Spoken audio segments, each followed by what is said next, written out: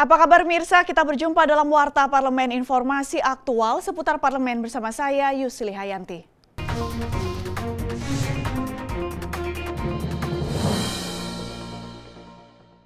Komisi 9 DPR RI mengkritisi kurangnya tenaga pengajar yang berkualitas dan minimnya fasilitas yang dimiliki Balai Latihan Kerja Kota Palangkaraya Provinsi Kalimantan Tengah, sehingga hanya mampu memberi pelatihan kepada 12 orang setiap angkatannya. Dalam reses masa persidangan keempat tahun sidang 2016 hingga 2017, Komisi 9 DPR RI melakukan kunjungan kerja ke Provinsi Kalimantan Tengah untuk melihat secara langsung perkembangan Balai Latihan Kerja atau BLK Dinas Tenaga Kerja Kota Palangkaraya. Tim Komisi 9 DPR RI merasa prihatin dengan kondisi beberapa ruang pelatihan seperti ruang listrik, ruang mebel, dan ruang otomotif yang kondisinya sangat memprihatinkan.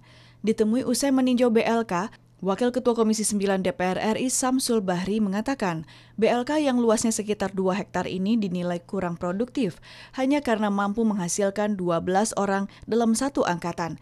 Di samping itu peralatan yang dimiliki tidak memadai dan ketinggalan zaman. Hal ini mengakibatkan optimalisasi pemanfaatannya masih sangat rendah. Fasilitas yang disediakan oleh pemerintah itu sangat minim. Kelihatannya perhatian pemerintah daerah untuk membiayai BLK itu sangat rendah, sehingga optimalisasi pemanfaatan itu menjadi berkurang. Bantuan juga dari pemerintah pusat tidak begitu menggembirakan.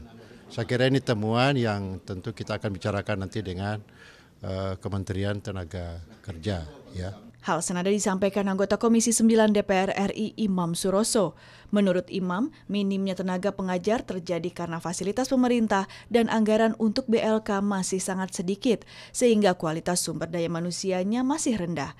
Hal ini juga disebabkan kurangnya sosialisasi sehingga BLK Palangkaraya menjadi tidak produktif. Kalau kita kondisi BLK-nya yang nggak jelas begitu, ya tidak akan bisa bersaing. Harus melakukan perbaikan, pembenahan, dan peningkatan. Harus direfresh kalau pengen bersaing tentang masyarakat ekonomi Asia yang benar-benar maju, produktif.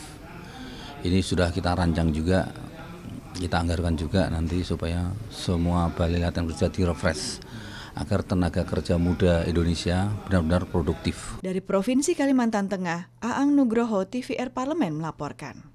Wakil Ketua DPR RI Taufik Kurniawan meminta kepada semua pihak untuk menghentikan stigmatisasi anti toleransi terhadap pihak lain karena hal tersebut dapat mengancam kesatuan dan keberagaman bangsa Indonesia.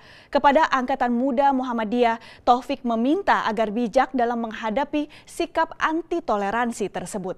Wakil Ketua DPR RI Taufik Kurniawan menghadiri apel kebangsaan dan kesiapsiagaan bencana alam Komando Kesiapsiagaan Angkatan Muda Muhammadiyah atau KOKAM dalam rangka menyambut Milad Pemuda Muhammadiyah ke-85 yang digelar di halaman Sarana Olahraga PT Petrokimia Gresik, Jawa Timur baru-baru ini.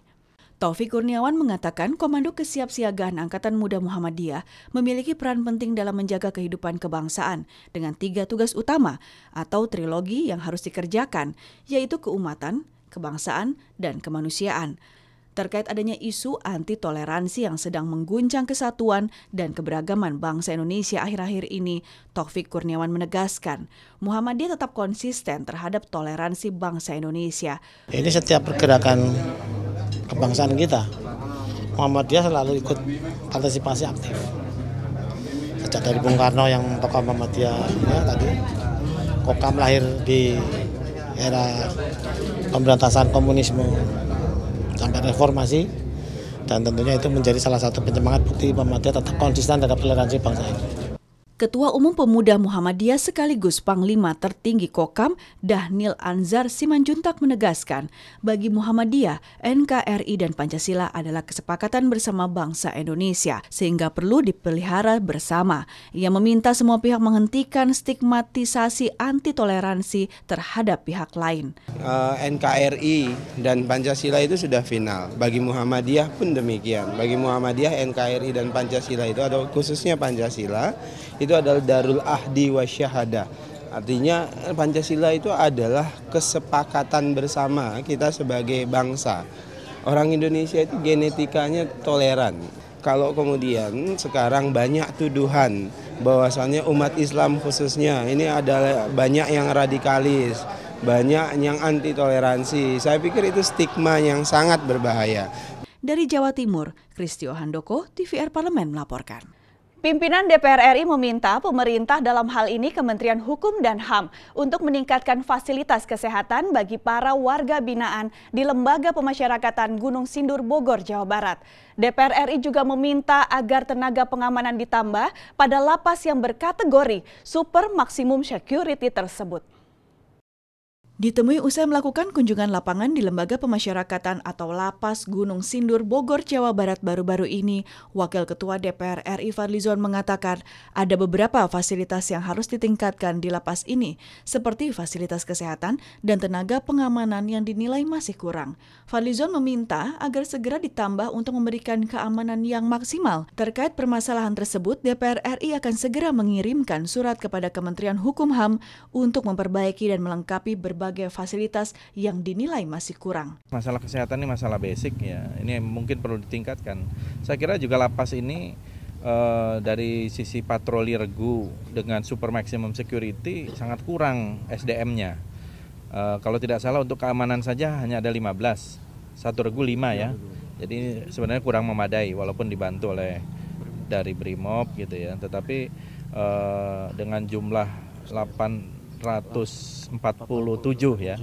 Nah itu saya kira sangat terbatas SDM-nya. Ini mungkin perlu ada peningkatan. Pada kesempatan tersebut, Fadlizon juga sempat menemui salah seorang tahanan teroris, yakni Ustadz Abu Bakar Ba'asyir. Fadlizon mengungkapkan pada pertemuan tersebut dibicarakan berbagai hal mengenai pandangan tentang negara yang dipahami Abu Bakar Ba'asyir. Fadlizon berpendapat konstitusi negara menjunjung tinggi hak orang untuk menyatakan pendapatnya dan hal tersebut sah-sah saja dalam negara demokrasi. Pandangannya Pak Ustadz Abu Bakar Ba'asyir kan ingin mendirikan negara Islam ya. Saya kira kita sudah selesai lah soal itu ya.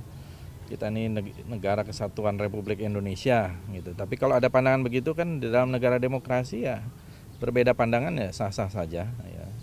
Jadi HTI juga pembuaran HTI sempat dibahas. Saya kayaknya nggak tahu. Zikri dan Nurbani, TVR Parlemen melaporkan.